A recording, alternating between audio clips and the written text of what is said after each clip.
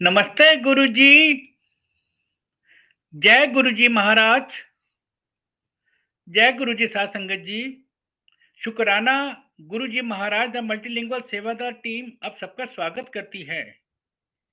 आज एक और उपराला महाराज की कृपा से होने जा रहा है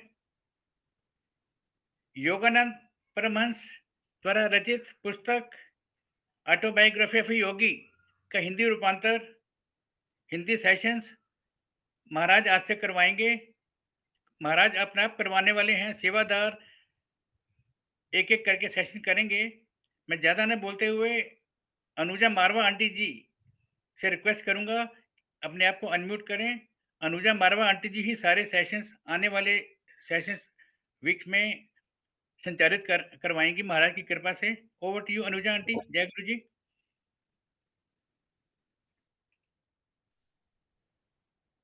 जय गुरु जी संगत जी।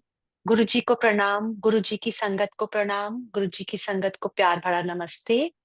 और सबसे पहले आज मैं प्रणाम करूंगी महाअवतार बाबा जी को, लाहिड़ी महाशय जी को, युक्तेश्वर गिरी जी और परमहंसा योगानंद जी, जिनकी ये बुक आज हम पढ़ने जा रहे हैं। उनकी कृपा के बिना आज हम यहाँ एकत्रित नहीं होते। तो इन सब गुरुओं को जिन्होंने परमात्मा ने धरती पर भेजा है, शत शत प्रणाम। और आज का सेशन जो हमारा है वो लज्जा आंटी शुरू करेंगी। लज्जा आंटी बहुत सालों से क्रिया योगी रही हैं और परमहंसा योगानंदा जी के वायसे से जुड़ी रही हैं। तो आज का ब्लेसिंग्स उनकी है उसको शुरुआत करने की, इस बुक की, इस किताब की। और वो परिचय से शुरू करेंगी, इस किताब के बारे में आपको थोड़ा बताएंगी। और साथ ही जो पहला अध्याय है, जो है उनके बचपन के बारे में, मेरा मेरे माता पिता एवं मेरा बचपन, उसके बारे में वो आपको बताएंगी। जब लज्जा आंटी ये सेशन कंप्लीट कर लेंगी, खत्म कर लेंगी पढ़ना, तो उसके बाद सीमा कुमार आंटी जी आपको इस चैप्टर के बारे में थोड़ा सा बताएंगी और उन दोनों का आपस में थोड़ा वार्तालाप होगा। सो गुरुजी महाराज की ब्लेसिंग से हम आज का ये सेशन शुरू करते हैं। लज्जा आंटी, आप प्लीज अपने आप को अनम्यूट करिए।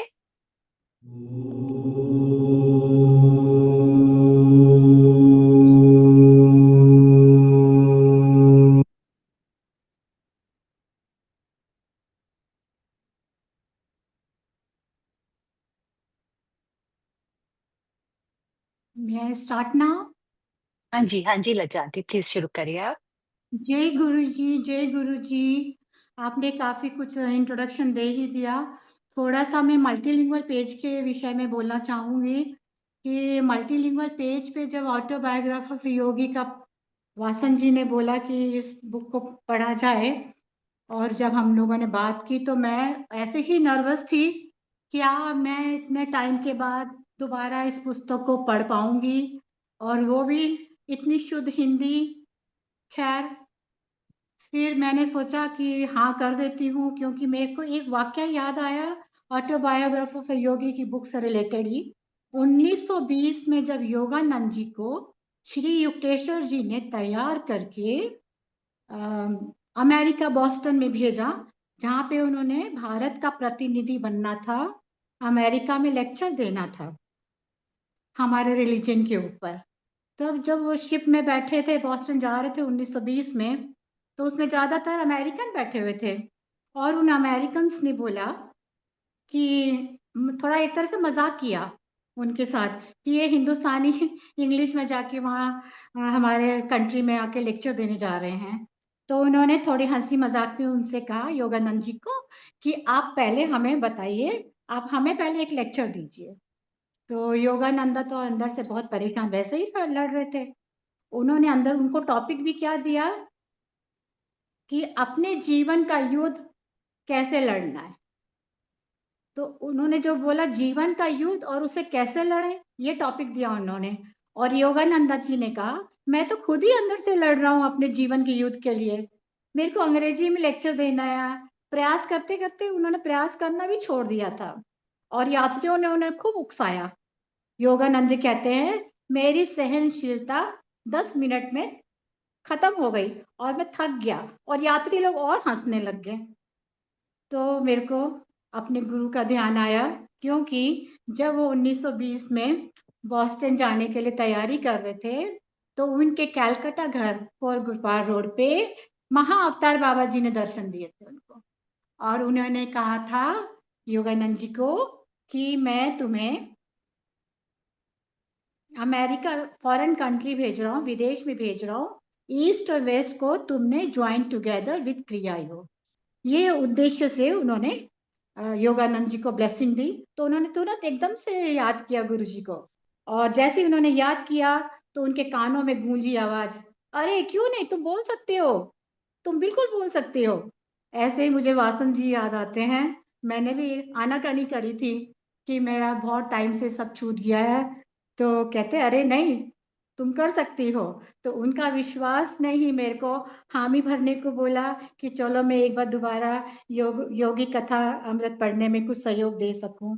फिर उन्होंने योगानंद जी ने 45 मिनट नॉन स्टॉप इंग्लिश में लेक्चर दिया, जबकि उनको इंग्लिश की वोकैबुलरी वीक थी, बंगाली थे, और जैसे हमारी हिंदी की vocabulary, we speak Hindi, Hindi में पढ़े हैं, 8वीं क्लास तक तो पढ़े हैं सभी, लेकिन हम लोगों के भाव होते हैं उनको व्यक्त नहीं कर पाते जितना अच्छा जो हिंदी में किसी ने पढ़ा हो पूरा, तो वो लोग ज्यादा अच्छा हिंदी में पढ़ सकते हैं। तो इस कथा के माध्यम से मेरे को भी इंस्पिरेशन हुई कि चलो क्यों नहीं, जब वासन जी ने मेरे को इस प्लेटफॉर्म पे मौका दिया है तो मैं भी थोड़ा सा अपना एक छोटा सा सहयोग दे सकूं। जैसा आपने कहा परिचय के बारे में, पहले तो वर्बली थोड़ा थोड़ा जो मेरे को ज्ञात है वो मैं सुनाती हूँ, उसके बाद फिर मैं बुक का परिचय भी सुना दूंगी। लेकिन उससे पहले हम एक छोटी सी प्रार्थना करते हैं। हे परम पिता, जगन माता, बंधु सखा, प्रियतम प्रभु भगवान श्री कृष्ण, महाअवतार बाबा जी, लाड़ी महाशय जी, स्वामी श्री युक्तेश्वर जी, परम पूज्य गुरुदेव परमहंस योगानंद जी तथा सभी धर्मों के ऋषि मुनियों, मैं आप सभी को प्रणाम करता हूँ। हे परम पिता, आपके प्रेम की ज्योति मेरे हृदय में सदैव प्रज्वलित रहे और मैं इस प्रेम को सभी के हृदयों में जागृत कर सकूं, मेरी आप इस प्रार्थना को स्वीकार करें। मैं आपसे रिक्वेस्ट करूंगी, ये मेरी वाली जो स्क्रीन है इसको थोड़ा एनलार्ज कर लेंगे, ये ऑडियो वीडियो पे ही है, ताकि मेरे को कुछ बुक से या कोई चित्र दिखाना हो तो मेरे को दिखाने में सुविधा हो जाएगी।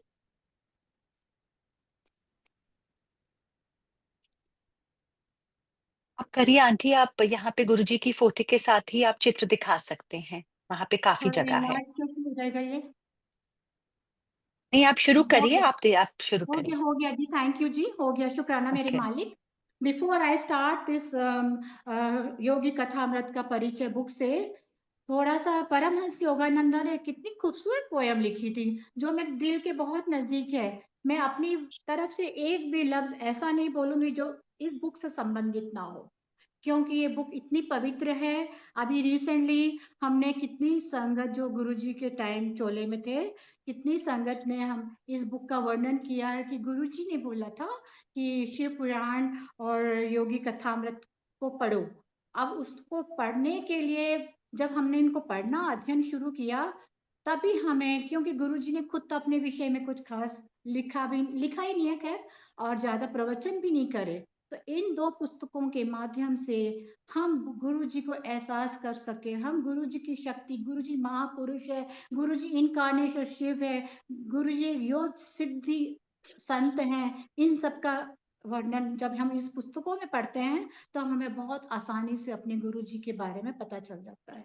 तो योगानंद जी ने जब लिखा, मुझे अपनी नाव चलानी है कई बार, मृत्यु परांत खाड़ी के आर पार, और स्वर्ग में अपने स्थान के लौट कर आना है, भूलोक के किनारे पर अपनी नाव में मुझे भरना है, उन्हें जो राह देख रहे हैं, जो प्यासे पीछे छूट गए हैं। हम लोग प्यासे हैं ना, हम भी तो छूट गए हैं ना, है ना, और उन्हें ले जाना है उस रंग बिरंगी आनंद की नील पुष्करणी पर, जहां मेरे परम पिता वितरित करते हैं अपनी सर इच्छा श्यामल तरल शांति। श्री श्री परमहंस योगानंदा जी द्वारा ये लिखा हुआ है। जैसे हमारे कबीर है, कबीर ने भी गुरु को कुम्हार और शिष्य को घड़े की उपमा दी, क्योंकि जैसे कुम्हार घड़े को आकार देते हैं ना, वैसे ही गुरु शिष्य को, शिष्य को गुरु ही हर आज्ञा का पालन करते रहेंगे, हम गुरु का हम सम्मान करते रहेंगे, तो गुरु कितनी हमें अदृश्य चीजें, हम फिर याचक नहीं, गुरु जी हमें सब कुछ अपने आप ही देते रहेंगे। एक सच्चे आध्यात्मिक गुरु का संबंध ईश्वर से सीधा होता है। और गुरु कौन होता है?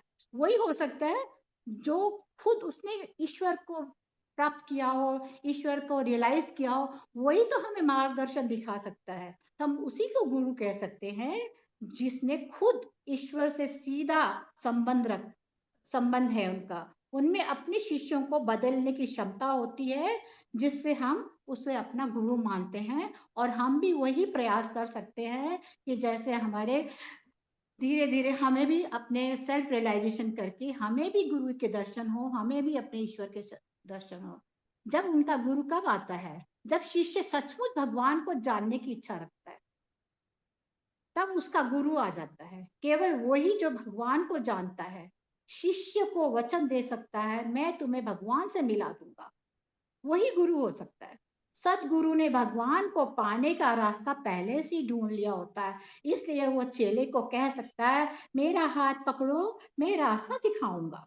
गुरु शिष्य संबंध में शिष्य को निष्ठावान होना बहुत जरूरी है। शिक्षाओं का पालन करना बहुत जरूरी है। जब नियत सदगुरु मिल जाए, उनकी शिक्षाएं आपके ईश्वरीय लक्ष्य तक पहुंचा सकती है। तब आपको खोज बंद करनी चाहिए। जैसे हमने भी बहुत खोजा, अंत में हम अपने गुरु जी के पास आए। अब हमारी भी खोज खत्म है गुरु जी के पास आके, क्योंकि गुरु जी भी इनकार्नेशन महाशिव हैं। ये तो छोटा सा वर्णन है। तो थोड़ा थोड़ा बीच में परिचय में भी आगे पीछे ही हैं चीजें, लेकिन मैं आगे पीछे में थोड़ा उसको बस बंधन लय भी कर सकती हूँ। और मेरे को माफ करना, मेरी हिंदी में कोई त्रुटि हो जाए तो। योगानंद जी की आत्मथक कथा का महत्व इस तथ्य के प्रकाश में बहुत अधिक बढ़ जाता है कि यह भारत के ज्ञानी पुरुषों के विषय में अंग्रेजी में लिखी गई गुनी चुनी पुस्तकों में से एक है, जिसके लेखक महोदय न तो पत्रकार है, न कोई विदेशी है, बल्कि वे स्वयं वैसे ही ज्ञानी महापुरुषों में से एक है। सारांश यह है कि योगियों के विषय में स्वयं एक योगी द्वारा लिखी गई पुस्तक है। देखिए, परमहंस योगानंद खुद थे ना योगी, और उन्होंने इस पुस्तक को खुद लिखा है। और इस पुस्तक के अंदर भी उन्होंने हमारे हिंदू संतों के बारे में लिखा है। जब धीरे धीरे पुस्तक पढ़ेंगे तो पता चलेगा 31 तो संतों का ही वर्णन है इस पुस्तक के अंदर। हिंदू संतों की असाधारण जीवन कथाएं एवं अलौकिक शक्तियों के वर्णनों से युक्त इस पुस्तक का सामयिक और सर्वकालिक दोनों दृष्टियों से महत्व है। असाधारण जीवन कथा हिंदू मन तथा हृदय की गहराई एवं भारत की आध्यात्मिक संपदा पर अत्यधिक प्रकाश डालने वाली पश्चिम में प्रकाशित पुस्तकों में से एक है। हमारे ही भारत का प्राचीन ज्ञान और इसके विषय में ये ऐसी पुस्तक है जो विदेश में ही लिखी गई और विदेश में ही प्रकाशित हुई। उन्होंने कहा, गुरु जी ने कहा कि समाधान के लिए, जैसे हम लोग कहते हैं ना, लहरी महाशय ही इनके क्रिया योग के जो मेन है हमारे हैं, वो लहरी महाशय जी की टेक्निक ही है जो योगानंद जी ने श्री युक्तेश्वर जी से सीखी, और जिसको वो फिर विदेश में लेके उन्होंने उसका प्रचार और प्रसार किया। तो ज्यादा सबसे बड़ा श्रेय तो जाता है हमारे लहरी महाशय जी को। अब लहरी महाशय भी एक सिद्ध योगी थे। लहरी महाशय जो है, सभी जानते हैं जिन्होंने पढ़ रखी होगी ये पुस्तक, वो बनारस में थे और रेलवे में अकाउंटिंग की जॉब करते थे। ठीक है। और इतने योगी पुरुष थे लहरी महाशय कि इनका इतना धर्म के प्रति लगाव था कि इनको महाअवतार बाबा जी ने जूठी तार भेज के इनको रानी खेत के पास द्वार हाट है, वहां पे बोला लहरी तेरी ट्रांसफर आई है। और लहरी महाशय जी उस तार के हिसाब से जो टेलीग्राफिकली भेजते थे, वो पहुंच गए रानी खेत के पास द्वार हाट। जंगल जंगल जंगल जंगल जाते रहे, उनको कोई प्लेटफॉर्म, कोई रेलवे ऑफिस नहीं, कुछ नहीं मिला। एक स्थान पे वो पहुंचे, काफी चढ़ाई पे जाके। वहां पे जैसे ही वो पहुंचे तो उनको एक आवाज आई है, इसलिए मैं सुना रही हूँ पहले ही प्रकरण महाअवतार बाबा जी का, कि जो महाअवतार बाबा जी हैं उन्होंने ही हमारी क्रिया योग जो लुप्त हो चुकी थी, ये क्रिया योग थी कहाँ पे?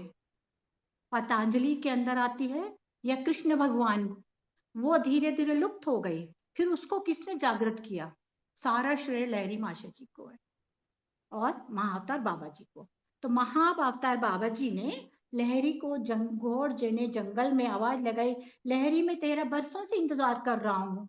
तो लहरी ने दायां बायां मुड़ा, तब वो बाबा जी के बारे में नहीं जानते थे और उन्होंने कहा कौन मेरे को सिद्ध पुरुष आवाज लगा रहे हैं। और महाअवतार बाबा जी ने वहां पे एकदम से मेटेरियलाइज कर दिया एक महल, क्योंकि जो सिद्ध पुरुष होते हैं, जो ईश्वर के सिद्ध संत होते हैं, उनके अंदर हर शक्ति होती, हर चीज को मेटेरियलाइज करने की। जैसे हमारे गुरु जी थे, वो भी मेटेरियलाइज करते थे ना, सचखंड का प्रसाद। जैसे संगत बोलते हैं, कई बार उन्होंने साड़ी तक किसी आंटी को प्रेजेंट करी, सचखंड से प्रकट करके, ऐसे भी प्रकट करे। तो बहुत सारी ऐसे महापुरुष कभी कभी करते हैं इस तरह के चमत्कार के, लेकिन वो फिर लिमिटेड रखते हैं कि हम उन चमत्कारों के पीछे ना भागे, सिर्फ हम ज्ञान के पीछे भागे। तो वहां पे लहरी महाशय जी के लिए महाअवतार बाबा जी ने महल जैसी वातावरण क्रिएट कर दिया। वो उसको कहते हैं महाअवतार बाबा जी केव।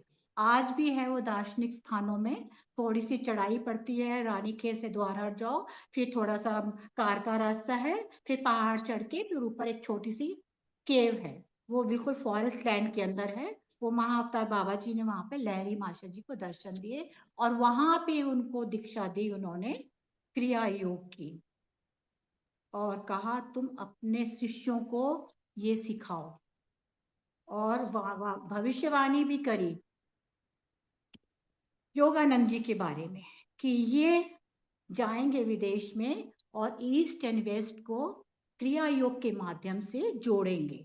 तो हकीकत में जो हमारा शय पड़ता है, वो जो मेन हमारे हैं इस ग्रंथ के अंदर, एक है महाअवतार बाबा जी और एक है हमारे लहरी महाशय जी। तो लहरी महाशय जी का जो अभी फिलहाल में टेबल पे ही है उनका स्वरूप, इस स्वरूप के बारे में वैसे पुस्तक में तो अभी बहुत कुछ पढ़ेंगे, जानेंगे आगे आगे। ये एकमात्र लहरी महाशय जी का स्वरूप है, जो लहरी महाशय जी का स्वरूप उनके योगानंद जी के पिताजी को दिया गया था। और इस स्वरूप की भी बहुत सारी कहानियां हैं। जैसे हमारे गुरु जी की भी मर्जी होती थी तो ही हम उनके चित्र या फोटो क्लिक कर सकते थे। यदि उनकी आज्ञा के बिना किसी ने फोटो खींच ली कैमरे में, या तो वो या तो कैमरे में आती नहीं थी या कैमरा खो जाता था। ऐसा वर्णन हमने भी सुना है, क्योंकि जो महापुरुष होते हैं वो प्रकाश से आते हैं। प्रकाश की कोई तस्वीर ले सकता है? नहीं। जब उनकी इच्छा होगी वो अपने को प्रकट करने के लिए, तो ही वो अपनी तस्वीर वो खींचने के लिए परमिशन दे सकते हैं। और ऐसे ही मैं आपको महाअवतार बाबा जी और युक्तेश्वर जी के दर्शन करा के फिर आगे छोटा सा और परिचय पढ़ती हूँ। ये है हमारे श्री युक्तेश्वर जी। श्री युक्तेश्वर जी सीरमपुर कैलकाटा में इनका आश्रम था, जहाँ पे योगानंद जी को ग्रेजुएशन कराई इन्होंने और इन्होंने इनको स्वामी बनाया। स्वामी बना के फिर इनको अमेरिका भेजने के सारे प्रोग्राम्स बनाए। और इनको बहुत रुचि थी फॉरेन कंट्री, विदेश में वो ईस्ट एंड वेस्ट के बारे में बहुत ज्ञान जानते थे। वो बाइबल का भी अध्ययन करते थे उस जमाने में। तो ये इनका ही सारा श्रेय जाता है, जिन्होंने योगानंद जी को ग्रेजुएशन कराई। उसके बाद जो है हमारे महाअवतार बाबा जी। अब ये महाअवतार बाबा जी, इसकी इस स्वरूप की भी एक कहानी है। इस स्वरूप की ये कहानी है कि इनकी चित्र कैसे आया, ये पुस्तकों में आप लोगों को हम सबको मिलता है देखने को। ये चित्र ऐसे आया, योगानंद जी को बाबा जी ने दर्शन दिए उनके घर कैलकाटा में, जो आज भी वहाँ एग्जिस्ट करता है वो घर, उसको फोर घर पार रोड बोलते हैं। और उस घर में अभी उनकी योगानंद के ब्रदर के बेटे की बहू और उनके बाल बच्चे सब रहते हैं। मुझे भी सौभाग्य मिला है उनसे सबको मिलने का। तो उस घर में महाअवतार बाबा जी ने योगानंद जी को दर्शन दिए। योगानंद जी ने एक आर्टिस्ट को बोल के इस स्वरूप को बनवाया। तो ये आर्टिस्ट का बना हुआ क्रिएटेड स्वरूप है जो हमको पुस्तकों में बाबा जी का मिलता है। अब ये तो थोड़ा बहुत बता दिया। अब Yogananda ji before going to America, 1920 में वो अमेरिका गए। उससे पहले 1917 में उन्होंने रांची में आश्रम खोला जिसको कहते हैं योगदास सत्संग सोसाइटी ऑफ इंडिया। वहाँ पे स्टूडेंट्स को वो योगा भी सिखाते थे और क्रिया योग भी सिखाते थे, क्योंकि तब तक ग्रेजुएट हो गए थे और उनको क्रिया योग की दीक्षा श्री युक्तेश्वर जी से मिल चुकी थी। 1917 में उन्होंने रांची में आश्रम खोला। 1920 में वो बॉस्टन अमेरिका चले गए। बीच में वो एक ही बार आए India. He lived and died in America. वहीं पे हमारे भारत की संस्कृति, भारत का साइंटिफिक क्रिया योग, इसका ही प्रचार उन्होंने किया। इतना खूबसूरत वर्क उन्होंने किया। अब मैं थोड़ा सा जो बुक के अंदर लिखा हुआ है उसको रीड करके फिर आगे चैप्टर 1 पढ़ेंगे।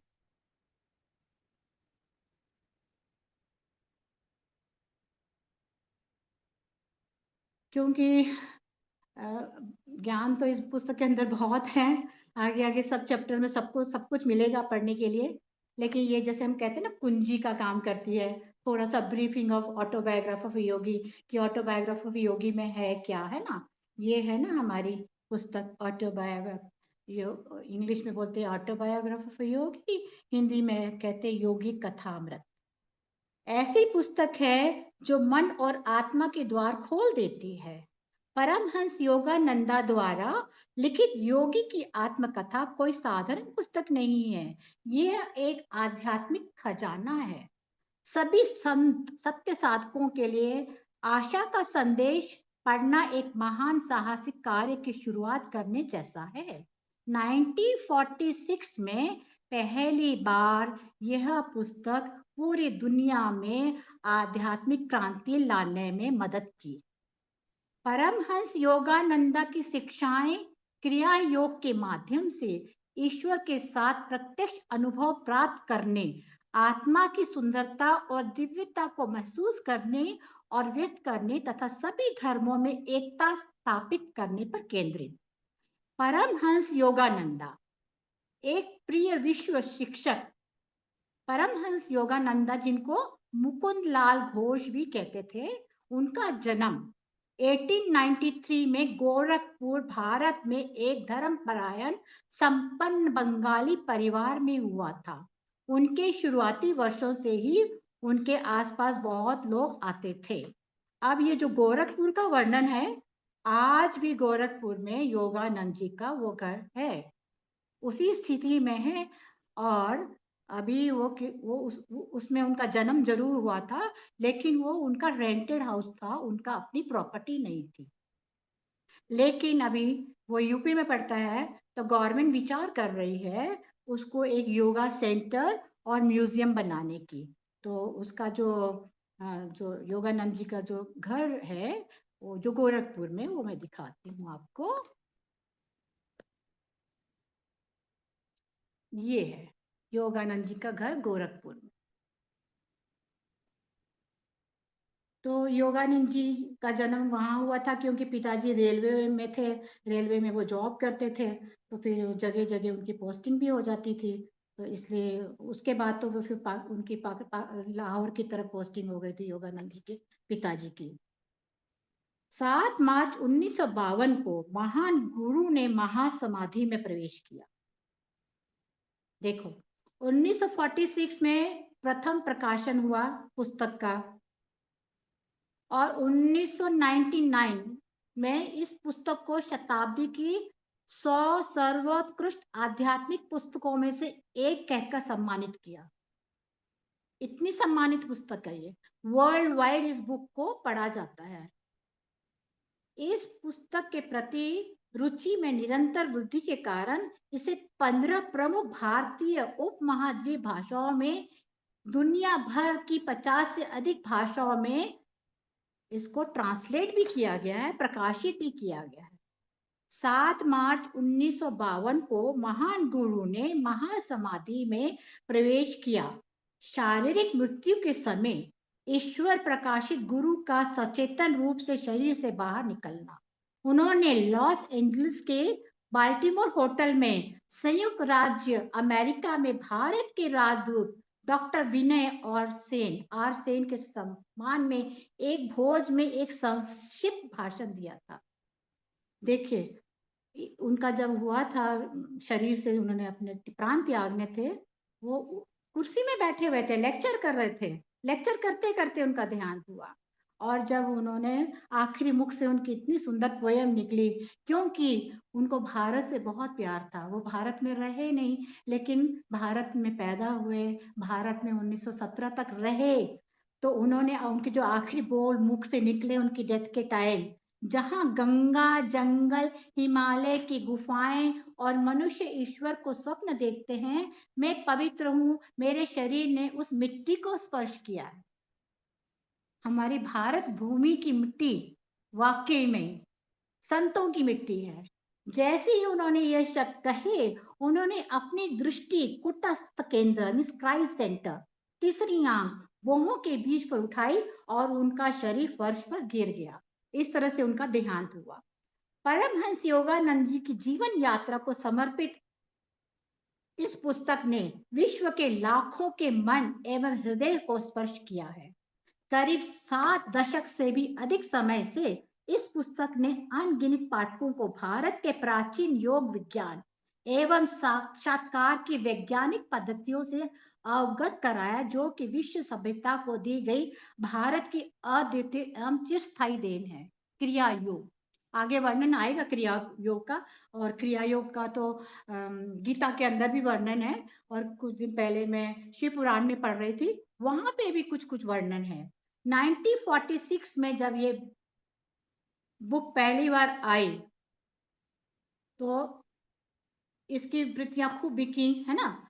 उसके बाद क्रिया योग, बेसिक क्रिया योग क्या है? It's scientific technique. तो क्रिया योग बहुत बड़ा शब्द नहीं है, योग नहीं है, एक्सरसाइज नहीं है। ये श्वास को अपने स्पाइनल कॉर्ड के अंदर चलाने की एक विधि है। In and out within yourself, self realisation. क्यों करते हैं क्रिया योग? हम क्रिया योग करने से हमारा मन स्थिर होता है, हमारे जो विचार हैं वो स्थिर होते हैं, हमारे जो बॉडी के सेल्स होते हैं, जो ब्रेन के सेल हैं, फिजिकल सेल्स हैं, सारे सिस्टम के सेल हैं, डीकार्बोनाइज्ड होते हैं। जब हमारे बॉडी सेल डीकार्बोनाइज्ड होते हैं तो हमारे अंदर शांति पैदा होती है, हमें तंदुरुस्ती मिलती है, हमारी चंचलता दूर होती है, हमारे मन स्ट्रांग होता है, और हमारे अंदर हम अंदर आत्मा की उतर सकते हैं। क्रिया योग है, एक विज्ञान है। आपको आगे नेक्स्ट चैप्टर में बहुत पढ़ने को मिलेगा क्रिया योग के बारे में। इस पुस्तक में बार बार जिस क्रिया योग विज्ञान का उल्लेख हुआ है, उसका आधुनिक भारत में दूर दूर तक प्रसार में गुरु लाड़ी महाशय के माध्यम से ही हुआ है। क्रिया संस्कृत शब्द कृ धातु से बना है, जिसका अर्थ है करना, कर्म और प्रतिकर्म करना। इसी धातु से कर्म शब्द भी बना है, जिसका अर्थ है कार्य कारण को नैसर्गिक नियम। अतः क्रिया योग का अर्थ है एक विशिष्ट कर्म या विधि द्वारा अनंत परम तत्व के साथ मिलन। इस विधि को निष्ठा पूर्वक अभ्यास करने वाले योगी धीरे धीरे कर्म बंधन से या कार्य कारण संतुलन के नियमबद्ध श्रृंखला से मुक्त हो जाते हैं। कुछ प्राचीन योगी विधि निषेधों के कारण सर्वमान्य के लिए लिखी जाने वाली इस पुस्तक में क्रिया योग का पूर्ण विवरण नहीं दे सकते। इसकी वास्तविक प्रविधि योगदा सत्संग सोसाइटी सेल्फ रियलाइजेशन फेलोशिप के किसी अधिकृत क्रियावान योगी से ही सीखनी चाहिए। यहाँ केवल स्थूल वर्णन पर ही संतुष्टि करनी होगी।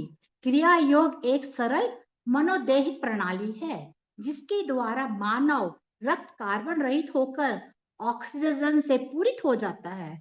इस अतिरिक्त ऑक्सीजन के अणु प्राण धार में रूपांतरित हो जाता है, जो मस्तिष्क और मेरुदंड के चक्रों में नव शक्ति का संचार कर देता है, शिराओं में बहता है। श्री परमहंस योगानंद ने इसके बारे में योगदा सत्संग सोसाइटी फेलोशिप और एक सेल्फ रियलाइजेशन लॉस एंजलिस में जो शाखा खुली है, वहां पे योगानंद जी के स्वयं हाथ के लिखे हुए लेसन्स हैं। उस लेसन्स को यदि किसी ने क्रियायोग, हम क्रियायोग खुद नहीं सिखा सकते। यदि मैं क्रियावान हूँ, कोई आता है मेरे पास कि मुझे सिखाओ, नहीं, I can not teach the Kriyayoga, it's a long procedure. Long procedure ऐसा नहीं है, technique is only 15-20 minutes learning, but आपको अपने मन और शरीर को उस तरह से तैयार करना पड़ता है। और वो तैयार करने की जो विधि है, उसमें आपको कुछ योगिक डाइट होंगी। योगानंद जी ने कुछ एनर्जाइजेशन एक्सरसाइज का भी वर्णन किया है। Before going into meditation, some exercises. Energization exercise means exercise हम लोग जैसे योग करते हैं ना, जोर जोर एक्सरसाइज, वो नहीं।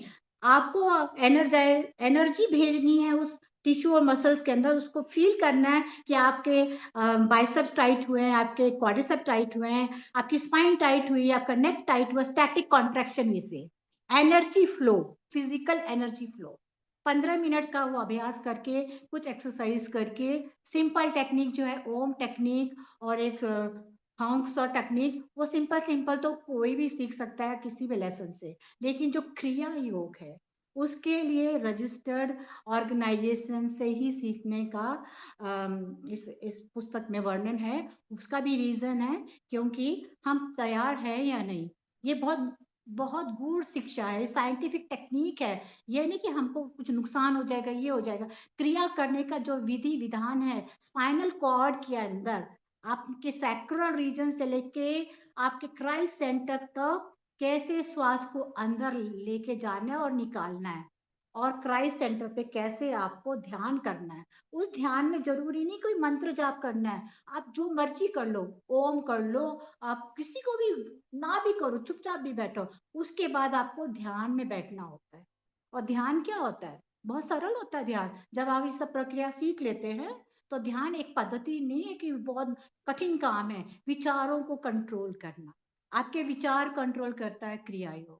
जब विचार कंट्रोल होते हैं तो आप अंतरात्मा के अंदर घुसने का प्रयास करते हैं, अंदरूनी शांति को आप फील करते हैं, और वो अंदरूनी शांति को ही मेडिटेशन बोलते हैं। और ये जैसे हमारे संत हैं, हमारे गुरु जी हैं, आप कभी कभी आप उनके आते थे सामने तो वो पहले से बता देते थे, ये करके आए हो, वो करके आए हो। ये हर एक के अंदर है वो चीज। हम भी अपनी टेलीपैथी द्वारा अपने प्रश्नों का उत्तर ढूंढ सकते हैं, हम भी दूसरे को स्टडी कर सकते हैं, हम भी दूसरों के विचार को, लेकिन उसके लिए हमको अपना मन बहुत शुद्ध, अपना मन बहुत पवित्र, हमारे हर विचारों को बहुत पवित्र करना पड़ता है, बहुत अभ्यास करना पड़ता है। यदि हम भी अभ्यास करेंगे तो हमारी भी टेलीपैथी उसी तरह से होगी। हम भी सामने वाले बैठने के क्या विचार है उसको बोल सकते हैं, ये सोच रहा है, ये कर रहा है, या वो कर रहा है। इसमें बहुत सारे आगे भी उदाहरण आएंगे, लेकिन ये सिंपल बात है। तो हम अपने भ्रुकुटी के अंदर ध्यान देते हैं, उसमें आप विजुलाइज करते हैं, चाहे किसको भी विजुलाइज कर लिए, कोई ऐसी पद्धति नहीं है, चाहे आप ओम का ही उच्चारण कर लिए, चाहे आप कोई भी उच्चारण मत कीजिए। लेकिन जो क्रिया योग है उसको हमें जो ऑथराइज होते हैं हमारे मॉन्क्स, मॉन्क्स कहा जाता है क्योंकि इनकी ऐसी पद्धति है कि जो रांची है और Los Angeles Self Realization Society है, वहां पे जो सन्यासी वो होते हैं ब्रह्मचारी, एक्चुअली वो वहीं रहते हैं। और ये नहीं कि आज मैं ब्रह्मचारी बनना चाहता हूँ या चाहती हूँ। ज्यादा इंडिया में तो लेडीज नहीं है, विदेश में तो हैं भी लेडीज। लेकिन यदि मैं बनना चाहती हूँ तो वो आपको ऐसे नहीं बोलते जाओ बन जाओ साधु, नहीं नहीं। आपको 5 या 10 वर्ष तक वो ब्रह्मचारी रूप में रखेंगे वहां। आप अपने माँ बाप को भी जाओ, माँ बाप को मिलो, सब कुछ करो, और कहते हैं अभी भी आपको वापस जाना है, जाओ अपने घर जाना है, जाओ। उसके बाद वो फिर और आपको 5 वर्ष का वक्त देते हैं, फिर वो आपको एक पीले रंग का वस्त्र देते हैं कि ठीक है अब आप अ, बन गए हो ब्रह्मचारी से स्वामी। स्वामी के बाद फिर एक और रोब देते हैं ऑरेंज कलर का। अब आप 5 साल मतलब 15 साल लग जाते हैं। एक क्रिया जो योग सिखाने वाला मॉन्क होगा, उसको 15 साल का अध्ययन करना पड़ता है, तब वो हमको सिखा सकता है क्रिया योग। हमें हमेशा ही ऐसे ही सीखना चाहिए जिसको इंटरेस्ट हो। तो इसका क्या एक माध्यम है, correspondence. They have a facility in Los Angeles also and in India also. Ranchi में कॉरेस्पॉन्डेंस से आपको लेसन्स आते हैं घर पे, आपको क्वेश्चन आंसर्स करने होते हैं।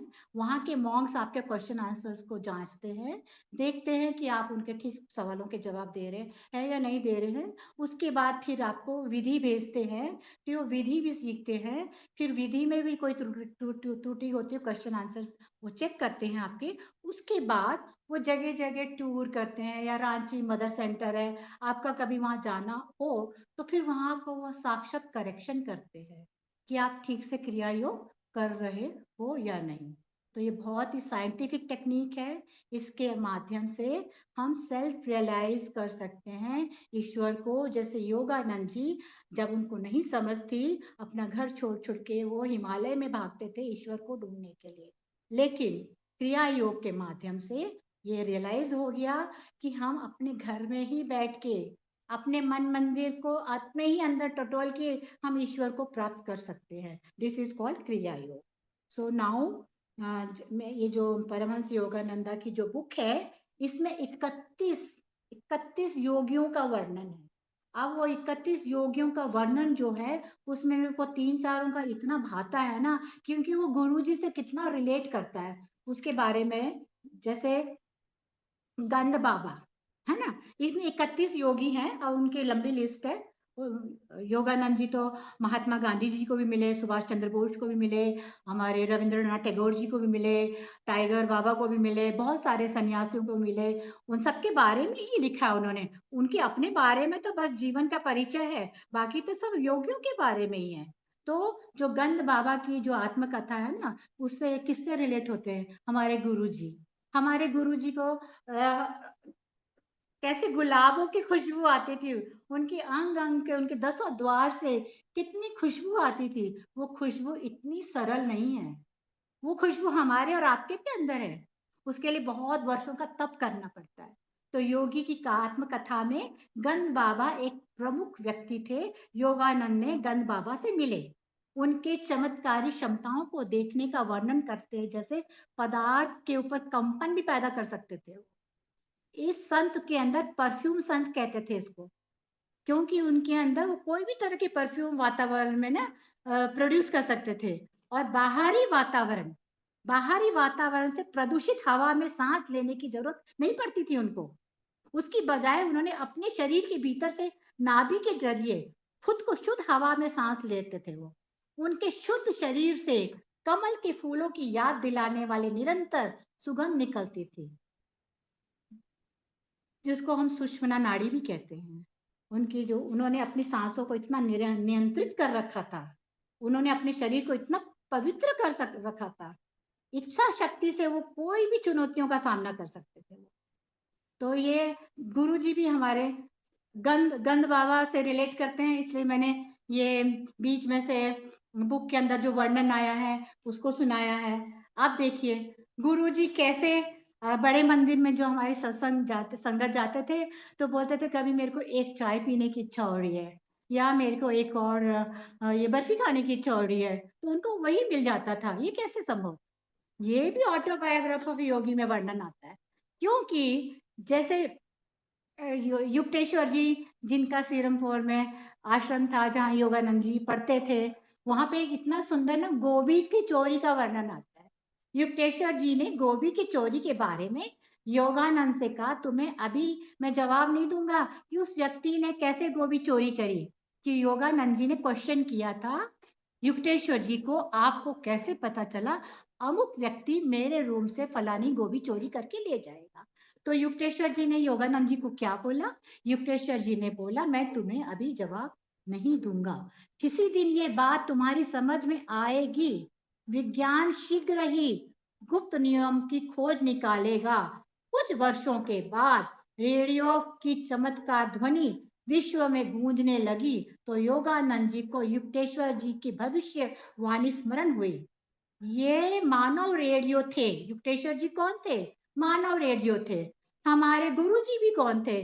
मानव रेडियो ही तो थे ना, जो अपनी अत्यंत शक्तिशाली इच्छा शक्ति का प्रयोग कर प्रसारण यंत्र का काम, अंतर्ज्ञान आत्मा को मार्गदर्शन जब मनुष्य शांत होता है, हर व्यक्ति पूर्ण संकेत मिलने का अनुभव कर सकता है।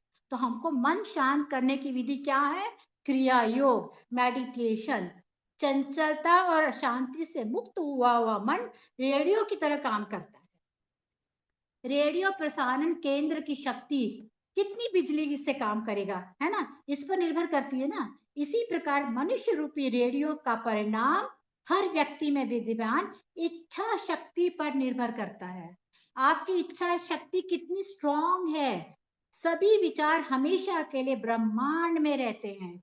आप और मैं जो भी आज बातें कर रहे हैं, ये हम आज खत्म नहीं हो रही हैं। हमने रिकॉर्डिंग कर ली, वहीं तक सीमित नहीं है। ये ब्रह्मांड में रहेगी, हमेशा रहेगी, कभी नहीं हटेगी। ये सभी विचार हमेशा के लिए ब्रह्मांड में स्पंदित होते रहते हैं। गहन एकाग्रता से सिद्ध पुरुष किसी भी मनुष्य के विचार को जान सकता है, चाहे वो मनुष्य जीवित हो या मृत। जीवित हो या मृत, कहने का मतलब आज भी हमारे गुरुजी हम क्या सोच रहे हैं, क्या बोल रहे हैं, इस टाइम हम क्या कर रहे हैं, सब गुरुजी को मालूम है। 1939 में रेडियो बना था, देखो, और युक्तेश्वर जी ने उनको 1920 के आसपास बताया था गोवी चोरी के वर्णन में कि तुम्हें समय आने पे उत्तर दूंगा। तब तो युक्तेश्वर जी शरीर छोड़ चुके थे। 1939 में रेडियो यंत्र, सूक्ष्मदर्शी यंत्र ने अज्ञात कारणों का ऐसा नया संसार प्रदर्शित कर दिया। हमारे गुरुजी कई संगत को कितनी आसानी से बोलते थे, तू कम अपने घर में मीट खा रही थी या लिपस्टिक लगा रही थी, या तू फलाने कपड़े पहनी थी या फलाने कपड़े निकाले, या जब उनके हम कुछ सोचते भी बोलते भी नहीं थे, वो पहले से हमको जवाब दे देते थे। तो ये सब चीजें हमें इस ऑटोबायोग्राफी ऑफ योगी के अंदर, आगे मैंने तो आपको एक कुंजी टाइप का बोला है, आगे आगे जो हमारे रीडर्स हैं उसको पढ़ेंगे तो और हमको इसका बहुत डिटेल में वर्णन मिलेगा। तब तक तो मैं अभी आपको चैप्टर 1 शुरुआत करती हूँ। और मैं एक बार आपको कोलकाता में योगानंद जी का घर भी दिखा देती हूँ। ये है 4 गुरपार रोड, जहाँ पे अभी योगानंद जी की फैमिली रहती है।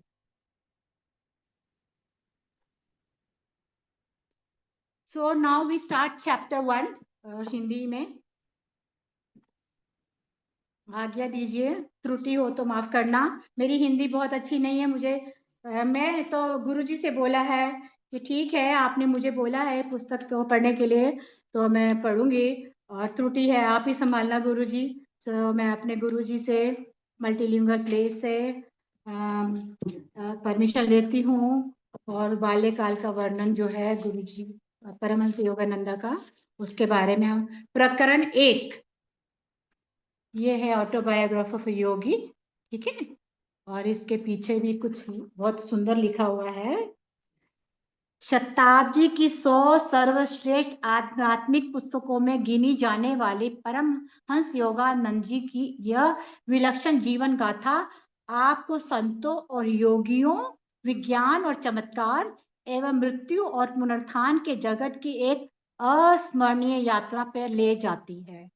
परमहंस जी जीवन एवं ब्रह्मांड के गहनतम रहस्यों पर आत्मा को तृप्त करने वाले ज्ञान एवं मनमोहक वाक्पटुता के साथ प्रकाश डालते हैं। वे हमारे हृदय और मन को मनुष्य के जीवन में निहित आनंद, आध्यात्मिक सौंदर्य एवं अनंत आध्यात्मिक क्षमताओं की ओर उन्मुख करते हैं। योगी कथामृत का ये संपूर्ण संस्करण केवल योगदास सत्संग सोसाइटी ऑफ इंडिया से नहीं प्राप्त कर सकता, आप और बुक स्टॉल से भी इसको प्राप्त कर सकते हैं। जब योगानंद जी का बाल्टी, उन्होंने अपना देह छोड़ा था योगानंद जी ने, तो क्या हुआ, वहां पे उन्होंने 21 दिन तक उनके शरीर को रखा हुआ था, और वहां के डॉक्टर्स ने उसमें पाया, मैं आपको क्रिया योग का ही थोड़ा सा ब्रीफ में बोलती हूँ, क्रिया योग का असर या दिव्य आत्माओं का जो शरीर कितना पवित्र होता है, मन और शरीर दोनों पवित्र होता है, कि उनका 21 दिन के बाद भी शरीर का निरीक्षण किया, कहीं से डिके नहीं था उनकी बॉडी में, कहीं से नहीं। क्योंकि जो हमारा क्रिया योग होता है, हमारे को डीकार्बोनाइज करता है, हमारे हर सेल को, हमारे ब्रेन के सेल को, शरीर के सेल को। और सात्विक फूड, योगानंद जी बहुत अच्छे डाइट भी बताते थे कि हमें किस तरह का भोजन खाना है। जैसे हमारे गुरु जी भी बोलते थे बहुत ज्यादा जल पियो, प्रसाद, जल प्रसाद से तो इलाज ही करते थे, लेकिन पानी के बारे में कितना जोर दिया था गुरु जी ने, हमें पानी को पीना चाहिए। तो अब मैं चैप्टर 1 शुरू करती हूँ, योगानंद जी का जो है। मेरे माता पिता एवं मेरा बचपन, परम सत्य की खोज और उसके साथ जुड़ा शिष्य गुरु संबंध प्राचीन काल से ही भारतीय संस्कृति की विशेषता रही है। मैं वर्ड टू वर्ड ना बुक से ही पढ़ रही हूँ, अपनी तरफ से मैं कुछ ऐड नहीं करूंगी। इस खोज के मेरे अपने मार्ग ने मुझे एक भगवत स्वरूप सिद्ध पुरुष के पास पहुंचाया, जिनका सुघड़ जीवन युग युगांतर का आदर्श बनने के लिए तराशा हुआ था। वे उन महान विभूतियों में से एक थे जो भारत का सच्चा वैभव रहे।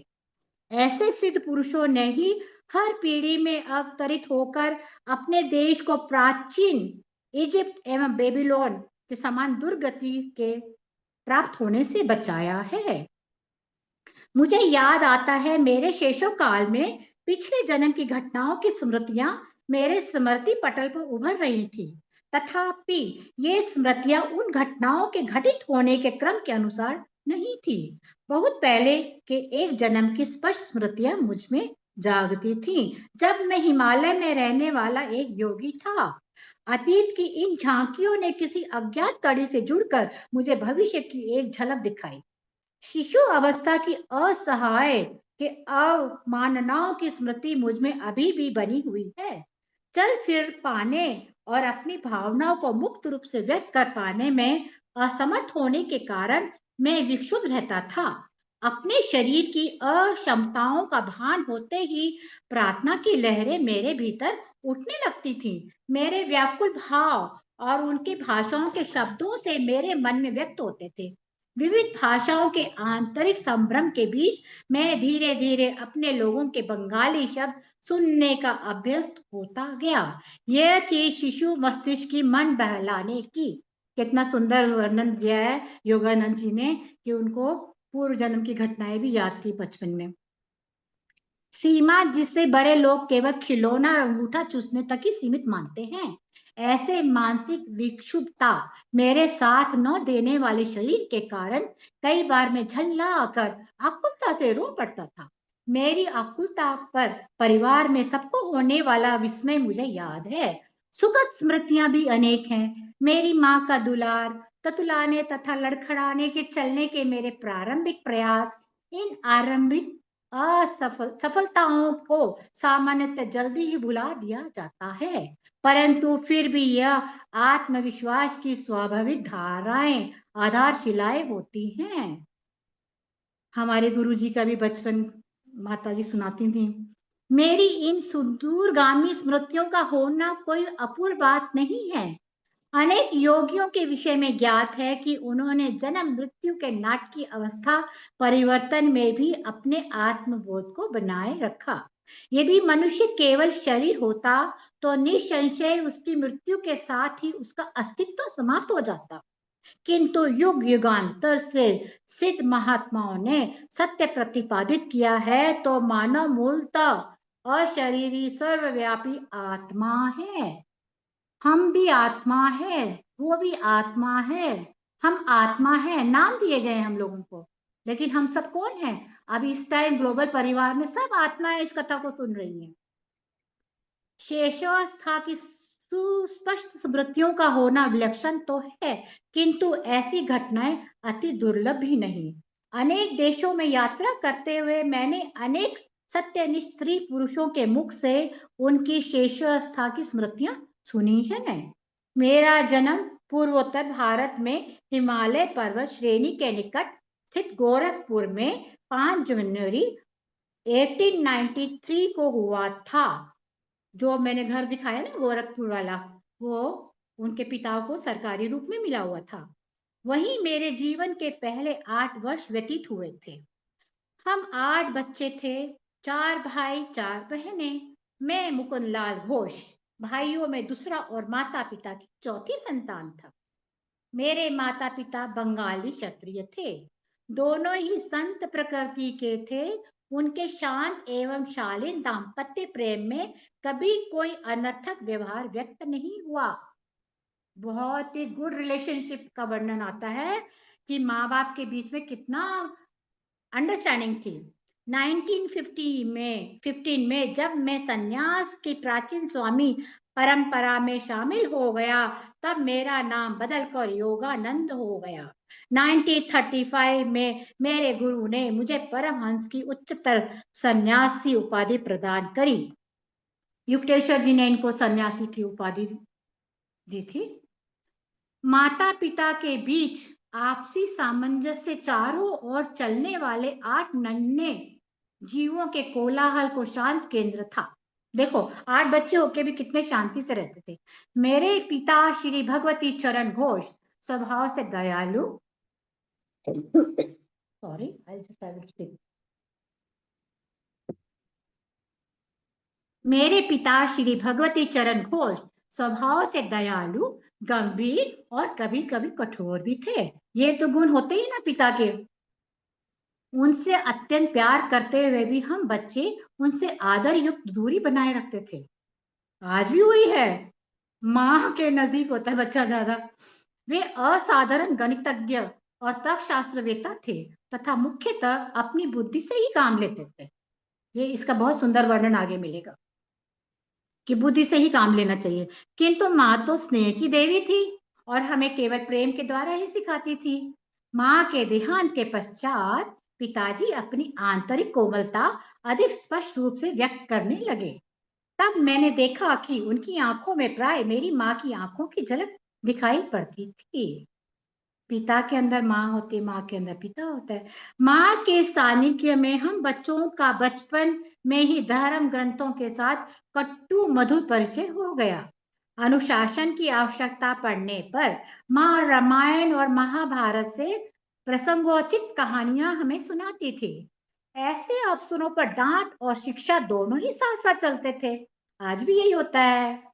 पिताजी के प्रति आदर के प्रतीक स्वरूप कार्यालय से उनके घर आने पर उनका स्वागत करने के लिए शाम में माँ हम बच्चों को कपड़े आदि पहना कर ध्यान पूर्वक तैयार करती थी। पिताजी भारत की तत्कालीन बड़ी कंपनियों में से एक बंगाल नागपुर रेलवे B&R में उपाध्यक्ष वाइस प्रेसिडेंट के समकक्ष पद पर कार्यरत थे। यात्रा उनके कार्य का एक हिस्सा थी। हमारा परिवार मेरे बाल्यकाल में अनेक शहरों में रहा। माँ गरीबों की सहायता के लिए सदा तत्पर रहती थी। पिताजी भी इस मामले में करुणापूर्ण दृष्टिकोण रखते थे, परंतु अपनी आर्थिक सीमा के अंदर ही व्यय करना पसंद करते थे।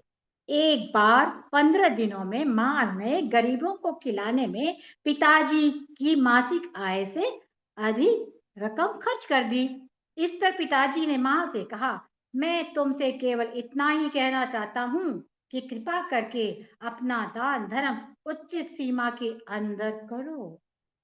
देखो बात तो सही है ना, हमारे अपने जितनी चादर है उसके अंदर ही पैर पसारना चाहिए। कितनी अच्छी शिक्षा है इसके अंदर। माँ का ममता दिखाई है, पिता का डिसिप्लिन दिखाया है। लेकिन माँ को अपने पति की ये सौम्य उलाहना भी व्यथाजनक लगी। बच्चों को किसी प्रकार के मतभेद का कोई आभास दिए बिना माँ ने घोड़ा गाड़ी मंगवाई। नमस्कार, मैं अपने मायके जा रही हूँ। प्राचीन धमकी आज भी शायद देते हैं हम लोग चकित होकर विलाप करने लगे। उसी समय संयोगवश हमारे मामा आ गए। उन्होंने पिताजी के कान में फुसफुसाकर धीरे से कोई परामर्श दिया। निसंदेह सदियों से चला आ रहा कोई उपाय पिताजी के कुछ संधिजनक स्पष्टीकरण करने के बाद माँ ने खुशी खुशी घोड़ा गाड़ी लौटा दी। अपने माता पिता के बीच मेरे द्वारा देखे गए एकमात्र विवाद का इस प्रकार अंत हुआ। परंतु एक विशेष संवाद मुझे याद आता है। देखिए कैसे ये तो होता ही है ना हस्बैंड वाइफ के बीच में। सॉरी। कृपया अभी अभी घर पर आई एक असहाय महिला को देने के लिए मुझे 10 रुपए दे दीजिए। माँ अभी भी नहीं रुकी ना। माँ की मुस्कुराहट में मनाने की अपार शक्ति थी। 10 रुपए की इसलिए 1 रुपया काफी है। पिताजी ने उनके साथ एक औचित्य समर्थन भी जोड़ दिया। जब मेरे पिताजी और दादाजी की अचानक मृत्यु हो गई, उन्होंने देखो एक एग्जाम्पल भी दे दिया कि माँ क्यों मांग रही 10 रुपए। उन्होंने पैसों की वैल्यू के समझाने के लिए देखो कैसे एग्जाम्पल दिया। जब मेरे पिताजी और दादा दादी की अचानक मृत्यु हो गई, तब मैंने गरीबी को पहली बार अनुभव किया। मीलों चलकर स्कूल जाने से पहले मेरा नाश्ता होता था केवल एक छोटा केला। कॉलेज पहुंचने तक मेरी अवस्था इतनी बुरी हो गई कि मैंने एक घनी न्यायाधीश से मासिक 1 रुपए की सहायता के लिए प्रार्थना करी। उसने यह कहते हुए मना कर दिया कि 1 रुपया भी मूल्यवान होता है। उस 1 रुपए के मना किए जाने की आपको इतनी कड़वी याद है। माँ के हृदय से तत्काल तर्क उतरा। क्या आप चाहते हैं इस महिला को आपके 10 रुपए के लिए मैं मना कर दूं? मैं भी अपनी दुखद स्मृति अपने मन में रख के जियो। तुम जीती। पराभूत पति की सनातन भाव भंगिमा के साथ पिताजी ने अपना बटुआ खोला और कहा, ये लो 10 रुपए का नोट। उस महिला को यह मेरी शुभकामनाओं सहित दे दो। किसी भी नए प्रस्ताव पर पहले नहीं कह देना पिताजी का स्वभाव था। इतनी सहजता से माँ को सहानुभूति जगाने वाली उस अपरिचित के प्रति पिताजी का रवैया उनका स्वभावगत सतर्कता का उदाहरण था। तत्क्षण कोई बात स्वीकार कर लेने में अनिच्छा वस्तुतः सोच विचार के बाद निर्णय के सिद्धांत का पालन मात्र है। कितनी सुंदर टीचिंग है कि हमको सोच विचार के ही एक्शन लेना चाहिए। सोच के भी सोचो, बोलने से भी पहले सोचो। ये मैंने सदा ही देखा कि पिताजी उचित और संतुलित निर्णय लेते थे। यदि मैं अपने अनेक अनुरोधों के पक्ष में एक दो अच्छे तर्क प्रस्तुत कर देता तो सदा ही मेरे इच्छा पूरी कर देते, चाहे वो इच्छा छुट्टियों में भ्रमण यात्रा की हो या नई मोटरसाइकिल की।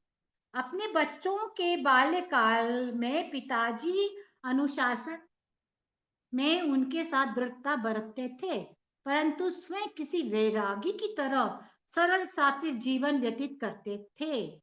उदाहरण के लिए वे कभी थिएटर नहीं गए, बल्कि विभिन्न आध्यात्मिक साधनाओं में भगवत गीता पढ़ने में ही उन्हें आनंद आता था। उन्होंने सारे सुख उपयोगों को त्याग कर दिया था। यहाँ तक कि जूतों की एक जोड़ी भी वो तब तक प्रयोग करते थे जब तक वो प्रयोग करने योग्य हो रहती थी।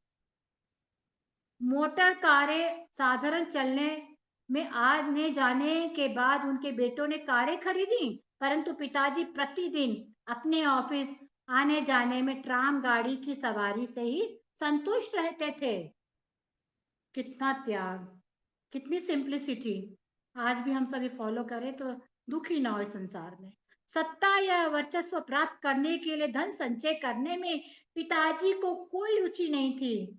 कोलकाता अर्बन बैंक का गठन करने के बाद स्वयं अपने लाभ के लिए उनके शेयर रखने से उन्होंने इनकार कर दिया।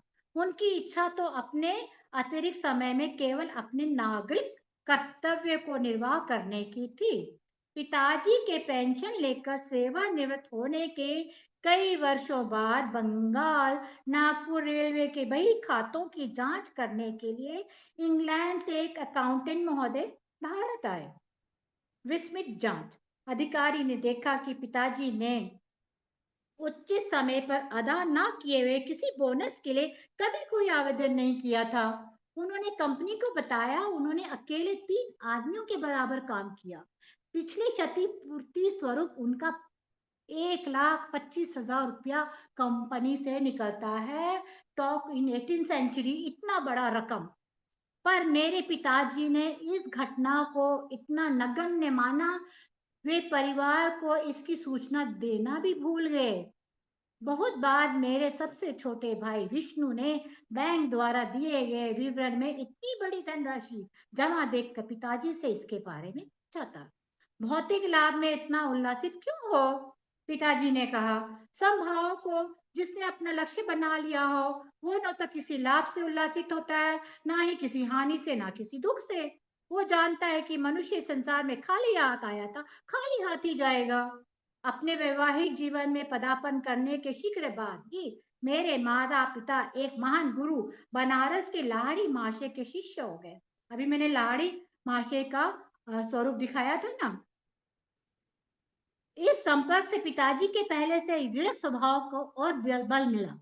माँ ने एक बार मेरी सबसे बड़ी बहन रूमा को एक उल्लेखनीय बात बताई। तुम्हारे पिताजी और मैं संतान प्राप्ति के लिए वर्ष में मात्र एक बार पति पत्नी के रूप में साथ होते हैं। पिताजी लाड़ी माशे से अविनाश बाबू के माध्यम से मिले थे। अविनाश जो बाबू हैं एक उनके ऑफिस में कार्य करता थे। अविनाश बाबू बंगाल नागपुर रेलवे में एक कर्मचारी थे। गोरखपुर में मेरे बचपन में अविनाश बाबू ने मुझे अनेक भारतीय संतों की मन को तल्लीन कर देने वाली कहानी सुनाया करते थे। ये योगानंद जी को कहानी सुनाया करते थे। वे सदा अपने गुरु को श्रेष्ठ महिमा के विषय में श्रद्धा पूर्वक कुछ न कुछ कर ही अपनी कहानी समाप्त करते थे। तुमने कभी सुना है कि इन असाधारण परिस्थितियों में तुम्हारे पिताजी लाड़ी माशे के शिष्य बने थे? गर्मियों के मौसम में एक अलसाए दिन में मैं और अविनाश बाबू मेरे घर में अहाते में बैठे थे। तब उन्होंने मेरी उत्सुकता जगाने वाला यह प्रश्न मुझसे किया। मैंने आशा भरी मुस्कुराहट के साथ नाम में सर हिलाया।